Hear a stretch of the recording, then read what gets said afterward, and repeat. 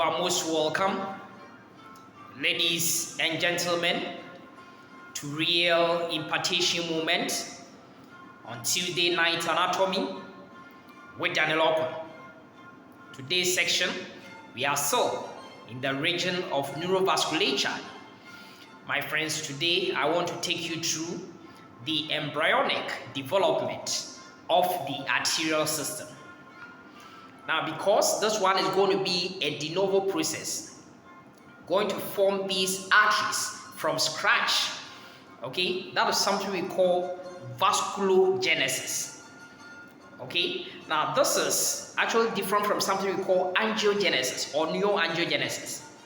Well, for that one, already we have existing arteries, and then we want to form additional arteries, from it. That becomes, something we call angiogenesis.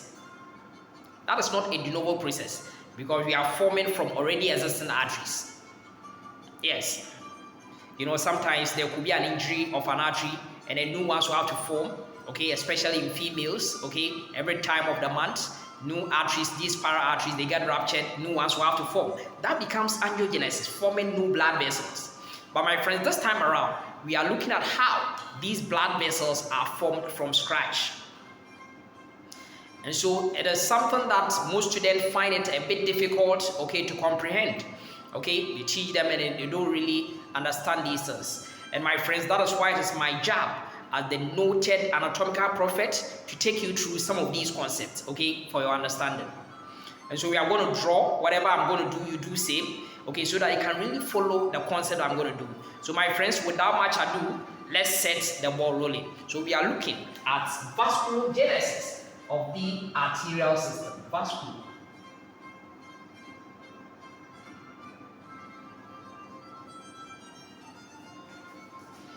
Now, one thing is that I told you some concepts, those of you who have not watched the previous video, regarding the embryonic development of the heart. Okay, now already we know that usually the heart will begin as two, cardiogenic cores.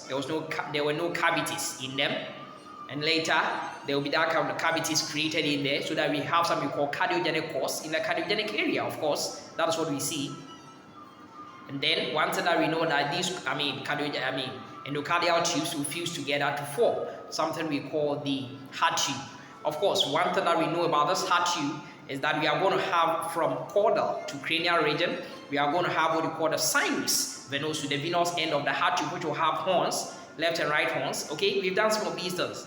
Okay, and then we go to, that of what we call the primitive atrium. And then from there we go to the primitive ventricle. Then we go to the bulbous cordis. Okay, and you know that the bulbous cordis will be having what we call the proximal 1/3 portion, the middle 1/3 portion, which we call the conus, and then the cranial 1/3 portion. Okay, something we call the truncus arteriosus. Now, it is that truncus arteriosus that I'm interested in to carry out my concept for today's meeting. That truncus arteriosus, something we call the cranial-most portion of the heart tube. Yes. Now, this cranial-most portion of the heart tube is the one which through a septum we call aorticopulmonary septum, so that we divide this truncus arteriosus into something we call ascending aorta, and of course the pulmonary trunk. That is something we saw. Now, one thing I want you to understand is that the cranial extension of what we call the truncus arteriosus portion, which form the ascending aorta, the cranial extension, is something we call aortic sac. Yes, I want you to become aware of this. Remember that I told you that already. What I'm trying to say is that already we had this kind of cranial-most portion of the heart tube, which we are called the truncus arteriosus.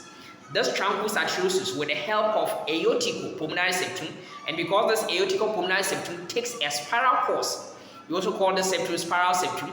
Okay, we divide this, truncus arteriosus into something we call ascending aorta and pulmonary trunk. Yes, that's what we see. Now, I'm interested in the ascending aorta portion. So I'm saying that the cranial extension of that truncus arteriosus, which formed the ascending aorta, is something we call aortic sac. So now think about it. From truncus arteriosus, okay, to the portion which formed that of the aorta, okay, we are going to have, the cranial extension, we have what we call aortic sac. That's the concept for now. What it tells me is that this portion of the aorta is actually in front. Okay, with respect to anatomical position, it's in front. So we call it ventral aorta. So one other thing I want to tell you is that whenever we talk about aortic sac, we are talking about it's also called the ventral aorta, the cranial extension of the ascending aorta, ventral aorta. So when I say, aortic sac is formed from what? Ventral aorta. That's the concept. Now, what it means is that whenever we say that we have something ventral, it means anterior, ventral aorta, then it means that there will also be something that we call, that will be going dorsally, or the posterior aspect. So that one will be called what? Dorsal aorta. Dorsal, towards the posterior aspect. Now, my friends, unlike the ventral aorta, what we see it to be one, that of the dorsal aorta, there are two. So there are two dorsal aorta, one ventral aorta, the cranial extension, okay, of the truncus arteriosus, which formed, of course, the ascending aorta, okay, that's the aortic sac, ventral aorta. But towards the posterior aspect, we have what we call the dorsal aorta. Now, one thing is that there should be a connection between the ventral aorta, by of the aortic sac, and of course the dorsal aorta. And my friends, that will be true. Something we talked about, the pharyngeal apparatus. You remember that there were some kind of arteries. So we have something we call pharyngeal arch arteries, connecting the ventral aorta by of the aortic sac to that of the dorsal aorta. Once we can understand this concept, then development of the arterial system becomes so easy for you. And so that is what I want you to draw with me over here. Let's quickly sketch out something. So that is what I want you to become aware of. So already we are going to have what we call, assuming I have this. Okay. Assuming there's something that we call, let me bring it a bit towards the central portion, okay, somewhere here, okay, to show the concept. Now, assuming I have this. What am I talking about? This is the one that I'm talking about, okay? Assuming there's the truncus arteriosus, which has been divided. So now, there's that portion where it's forming the ascending aorta. What I'm saying is that the cranial extension, okay, the cranial extension is that one which we are calling the aortic sac. So let's say this guy over here, let me separate, assuming I do it this way, this becomes your aortic sac, okay? Now, from the aortic sac, I said is the ventral aorta. It means that there's going to be something called dorsal aorta, okay? That is what we see. And so for us to do that, the dorsal aorta, that's what we are going to do. But before we even move on with that, one thing I want you to know is that this aortic sac will have two horns. Yes, it's going to have two horns, left and right horns. So let's do it this way. So Y shape sort of, okay? You can have it this way. Okay, so let's say I have this, then of course this. These are the horns of the aortic sac. Left and right horns of the aortic sac. Now, after we've drawn this, now the only thing that we need to do is to bring us our dorsal aorta. Now, for us to do the dorsal aorta, for now, don't make it broken lines, okay, so that we understand some concept. Because some of these veins, some of these arteries will get obliterated, okay, so they will get degenerated. So all that I want you to do is to just make it this way, okay, so in this manner, and we do the same thing, okay, in this side also. So this is the posterior aspect. So these are something we call the dorsal aorta. Okay, so that's what we are going to do. We are going to connect, okay, the ventral aorta by of the aortic sac, the horns, okay, to of course the left and right dorsal aorta. So which one do we have over here? This one becomes, of course, our right dorsal aorta. Okay, right dorsal aorta. And then what becomes of this one becomes the left dorsal aorta. Okay, so that's what we see. Now, we are going to connect them to these guys, and so by way of something we call, so to the left, okay, first arch artery, the pharyngeal arch arteries. That's the first one. Of course, we have the second one. Okay, the same thing to this side. Okay, make them broken line because some of them will get obliterated. Then we have that of the third. Okay, the same thing. Number 3. Okay, we go to that of the fourth. The fourth also here. The fifth, which of course we know it will get obliterated. And then that of the sixth. Okay, so this is something that I want you to know. So if you've drawn this, then our work is half solved. Okay, that is one thing. So what have we seen? Our aortic sac over here having, of course, the left and right horns. We have a dorsal aorta at the posterior aspect connected to the ventral aorta by way of the aortic sac, the horns, left and right horns, via the pharyngeal arches, the arteries of the pharyngeal arches. So if you remember, we said we had 6 initially, we had 6 pharyngeal arches. The fifth one disappears, but still maintain the 6. We know that the fifth one will get disappeared. Okay, in no time you see that. So now let's look at what are the arteries, major arteries we've seen. We are going to talk about. First, we've seen that we have what we call ascending aorta, which was formed from the division of the truncus arteriosus. We've seen that. So how about, so the continuation of the ascending aorta is what? It's, my friends, the arch of aorta.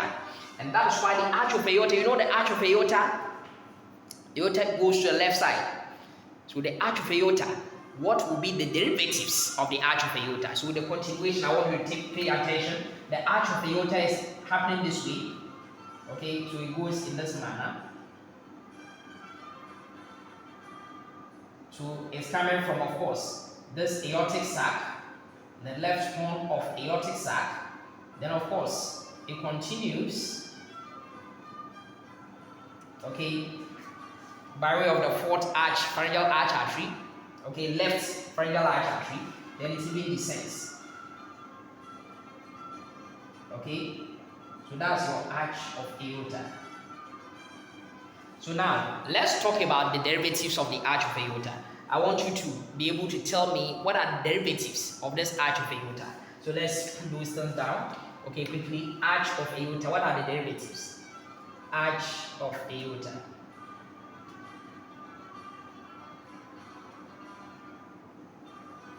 Number 1 is, of course, aortic sac. Okay, number 1 is aortic sac.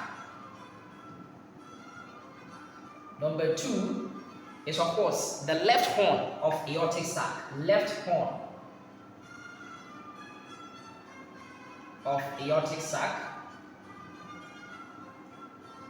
Number 3 is, of course, the left, okay, fourth arch artery, pharyngeal arch artery.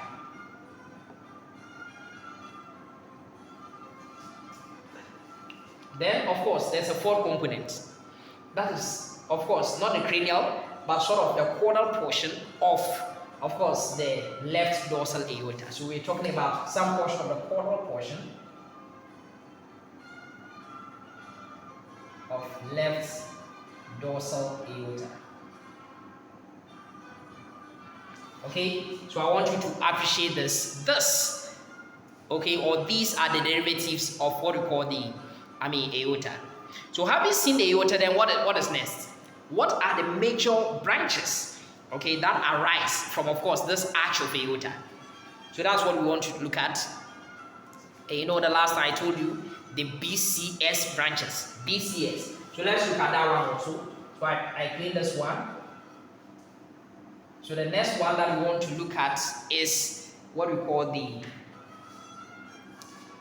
major branches from the arch of aorta. What BCS? So B, we talk about from right to left. From right to left, the B is for what? It's for brachiocephalic trunk. Brachiocephalic trunk. Now, last time I told you that whenever we have a trunk, it usually has short axis and then later a device giving us major branches. So what it means is that this brachiocephalic trunk is going to be short. And that is why the brachiocephalic trunk will be coming, okay, that will be arising just at this level, and that is, of course, will be derived from what we call the right horn of aortic sac. So when I say brachiocephalic trunk,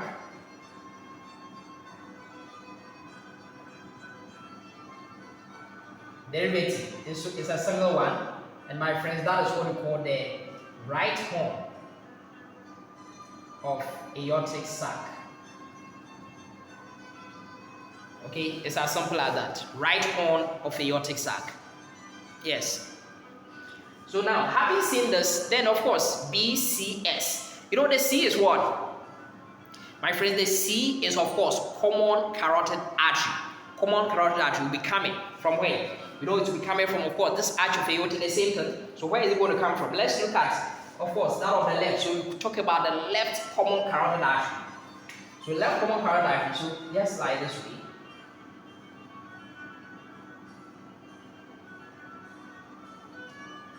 Okay, so that's how it is. Okay, that's the left common carotid artery. But there's a catch over here. My friends, the catch is that what happens is that there's a bud which develops over here, which also becomes an artery. So my friends, this part that you see over here, from here to this bud, okay, it's actually what we call the common carotid artery. And the distal continuation of it becomes your internal carotid artery. This bud that you find over here will eventually become what we call the external carotid artery. It's as simple as that. So my friends, whenever I talk about this guy, let me put the details down over here for you. That if I talk about, in fact, for both left and right, so I'm going to show you that one. For both left and right. So let me just say common carotid artery. Common carotid artery. Yes, is by who? Simply is by the proximal portion of what we call, which one? 1, 2, 3 is the third. Proximal portion of left, I mean whichever way, right or left, it won't be the same. So proximal portion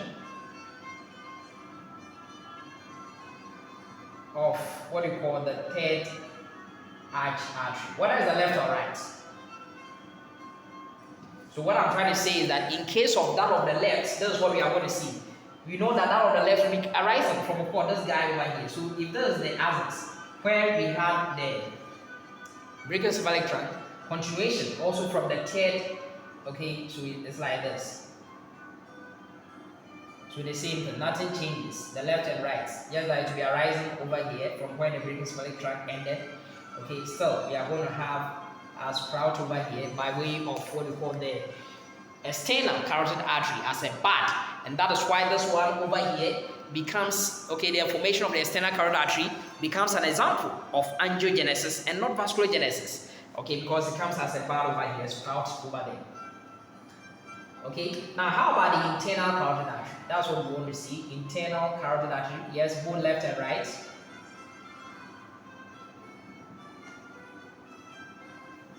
My friends, the internal carotid artery, yes, will be of course the distal portion of the, of course we are still talking about the third arch artery, and then the cranial portion of the dorsal aortic, both left and right. So we talk about what we call the distal portion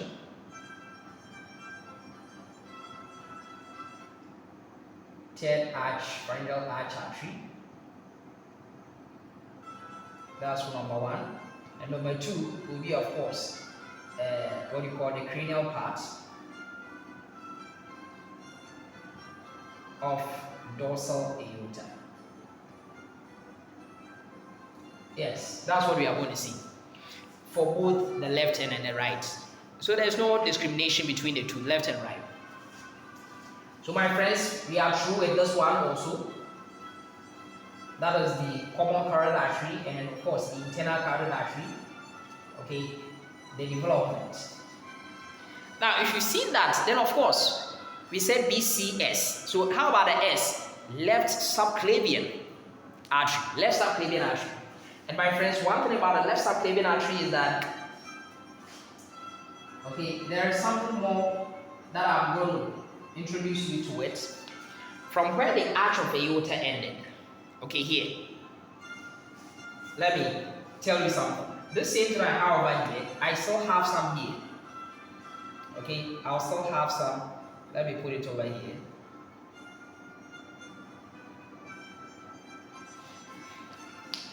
These are certain things I want you to become aware of.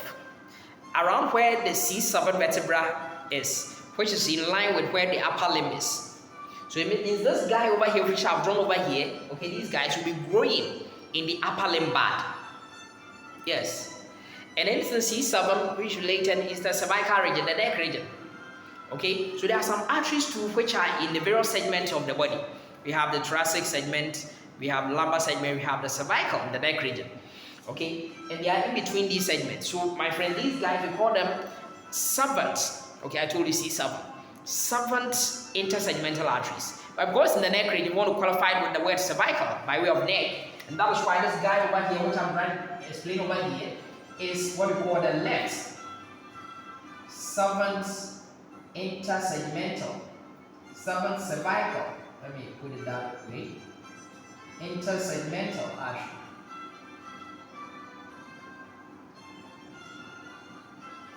Now, if I have left servant cervical, this guy over here becomes what we call the right servant cervical intersegmental artery. So, my friends, whatever I say, the embryonic origin of the left subclavian artery, the answer is so simple.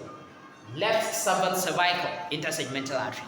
The left subclavian artery is by way of the left servant cervical intersegmental artery. But my friends, the story is different when we go to that of the right. Because we know that of the right doesn't arise from the arch of aorta, because the arch of aorta is all over here, and that servant cervical intersegmental gives us the, of course, that of the left subclavian artery, and it grows inside the growing limb band, forming, of course, from this subclavian, left subclavian, we are going to get what we call left axillary brachial, divided into the radial branch and ulnar branches, for instance. Okay, it grows in the limb band. But when I come here, because that of the right, we are rising from, of course, the brachiocephalic trunk, the story is different. It doesn't only arise from, of course, this right servant cervical intersegmental adenome. But a point over here is that you have, now remember, another point over here to tell you is that one thing that grossly we see is that winding below what we call the arch of aorta is what we call the left vagus nerve, and then it gives us the left recurrent nerve, laryngeal nerve. In the case of the right, it doesn't wind below that of the arch of aorta, but rather what? The right subclavian artery. And that is why where this arch of aorta, by way of its developmental origin, some will be very similar to that of what we call that of the right subclavian artery. Yes, so let me show you. The same way as the arch of aorta have contribution from that of the the left, what we call the left fourth arch artery. The same way, this one will be coming, okay, arising through what we call the, so you see it, from where the brachiocephalic trunk ended, it is coming out through the right fourth arch artery, and it is going down because it has to come and meet this guy, and so it has to come down this way and then come and meet it this way. So this is what we call the right subclavian artery, and so the origin is quite enormous compared to that of the left. And so what are the components of this right subclavian artery?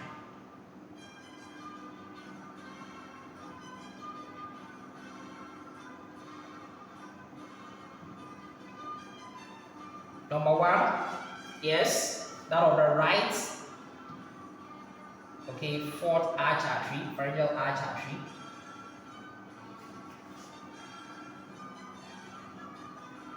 Then number two, what are we talking about? We are talking about some portion of the caudal part of what we call the right dorsal aorta. So the caudal part, portion of the caudal part of the right dorsal aorta.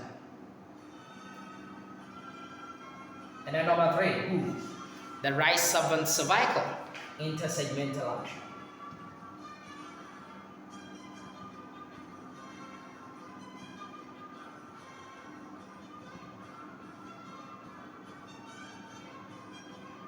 Okay, so these are the derivatives of what we call this kind of, right subclavian artery. So we've seen the major branches arising from these guys.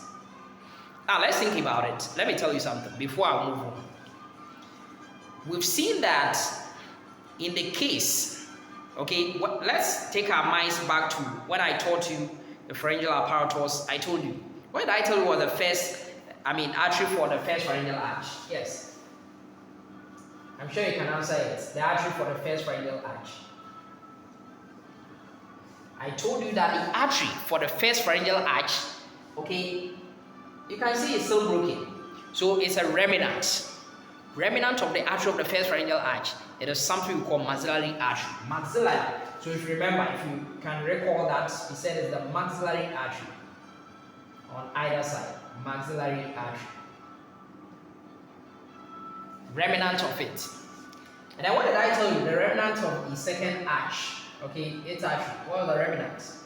Told you two arteries. One of them was stapedial artery, and the other one was hyoid artery. So it says stapedial and hyoid arteries. That's what we said. Stapedial and hyoid arteries. Okay. Now, what did we say? The artery for the third pharyngeal arch. You remember, I told you that there were two things. And what were these two things? Yes, we talked about that of the, common carotid artery, and then of course, internal carotid artery for both left and right parts. That's what we said. How about the fourth? We said that for the left side, we said it was the arch of aorta, and then for the right side, we said it was the right subclavian artery. That's what we said. What did we say about the fifth? We said the fifth would degenerate. Okay, and so the fifth arch, okay, degenerates, get obliterated. Its artery also goes away. So then we don't have any artery for it. But rather, what did we say about it? That of the sixth arch artery. We said the pulmonary arteries. So the left one, we said the left pulmonary artery, the right one, the right pulmonary artery. Okay, so let's see that one. So one thing is that for us to appreciate that, developing, okay, as a derivative of the foregut, okay, is something we call respiratory bud, or the lung bud, respiratory bud. So now you know that the right lung will have about 3 lungs, 3 loops. Let me say this. Okay, the left one will have about 2. Okay, the respiratory or the lung buds are here. Normally 2 loops. Now, one thing that we see is that from the pulmonary trunk, now remember, the pulmonary trunk got differentiated, it got divided, okay? So let me just say this. Assuming I have my pulmonary trunk over here.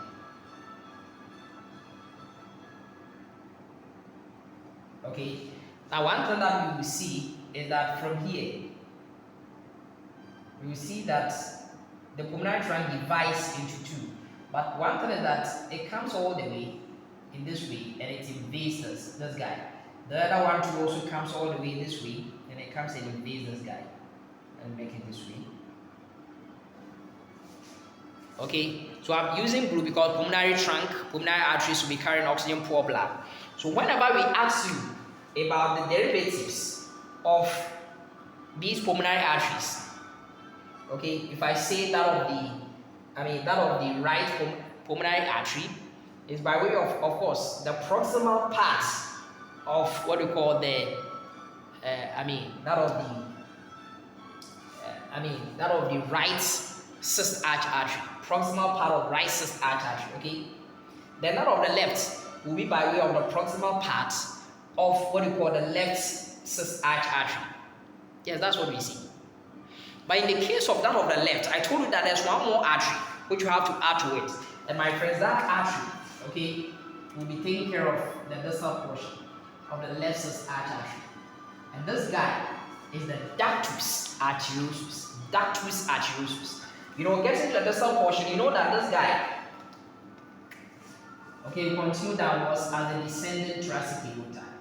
Okay, descending thoracic aorta. Getting to that junction between the arch of aorta and descending thoracic aorta, that of the left pulmonary artery will join that of the arch of aorta.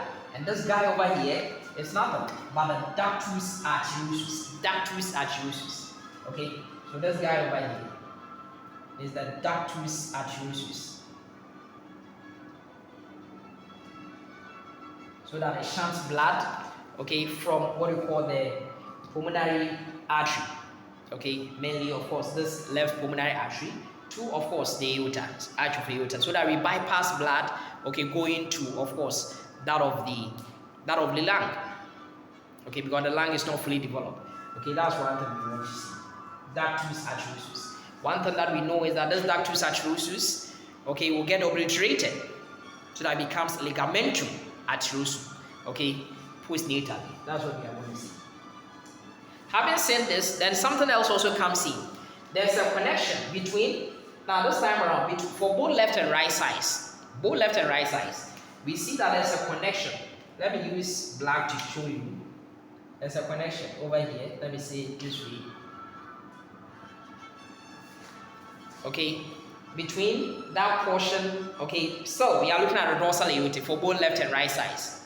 But that junction, where we have the dorsal aorta of that of the, which meets at the junction, which meets that of what we call the third arch artery and that of the fourth arch artery, initially there's a connection by way of an artery. And because there's that kind of, this one is forming what we call the internal carotid artery. That's why that artery, we call it, ductus caroticus. Ductus. So that's why we used to call it ductus caroticus. Okay, and this ductus caroticus also gets obliterated. Yes, nothing really. It becomes fibrous without a lumen, and so it becomes what we call ligamentum caroticum. Okay, ligamentum caroticum. I want you to appreciate that. Now, so now these are the things that we've seen. We've seen the development of all these arteries. Okay, that the first arch artery, the reminiscence maxillary artery, second stapedial and hyoid artery. Third, we said is the common carotid artery, and of course internal carotid artery. Fourth is of course to the left side we talk about the arch of aorta, to that on the right we talk about the right, subclavian artery. That one the fifth will disappear, so nothing is there. That of the cysts, okay, the proximal portions of the cyst arch arteries, they are arranged, the arteries are what we call the left, and of course that of the right, pulmonary arteries, and that of the left we also have another artery, ductus arteriosus. But one thing that we see is that, as I told you, this portion of the left dorsal aorta, okay, this side will continue downwards to become what we call the descending thoracic aorta. That of the right will get degenerated, okay, and won't form anything. So my friends, I believe you've understood this concept, okay, regarding the development of the arterial system. We are going to go through all these neurovasculature and you are going to understand them. I'm very grateful for your time this evening. Have a good night, all of you, and may the good Lord richly bless you. Amen.